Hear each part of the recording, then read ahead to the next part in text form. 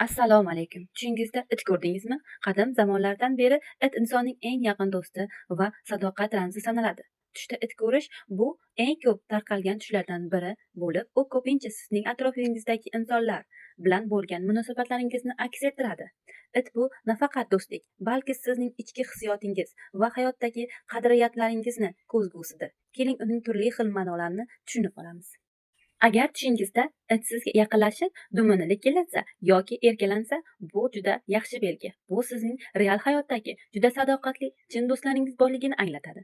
Bu do'stlar har qanday vaziyatlarda sizga yordam berishga tayyor. Shuningdek, it bu himoya ramzi. Agar tushingizda it sizni xavfdan himoya qilsa, demak ongingizda qandaydir qiyinchiliklardan omon chiqishingizga ishonishingiz mumkin. Ammo hamma tush ham ijobiy bo'lavermaydi. Agar tushingizda it vovullasa yoki sizga tishlamoqchi bo'lib tashlansa, bu siz uchun jiddiy ogohlantirishdir. Bu atrofingizda g'iybat qiladigan, sizga ko'z ostida qaraydigan yoki sizga nisbatan yashirin dushmanlik qiladigan insonlar borligini anglatadi.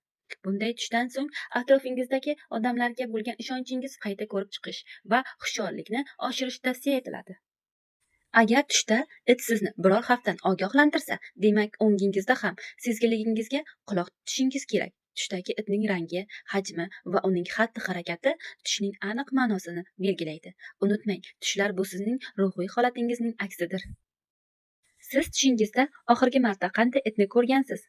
U do'stona edi yoki sizni cho'chitdimi? O'z tushingizni kommentariylarda yozib qoldiring. Biz ularni birgalikda tahlil qilamiz. Videoga like bosing va kanalimizga obuna bo'lishni unutmang. Keyingi videolarda uchrashguncha xayr, sog' bo'ling, salomat bo'ling.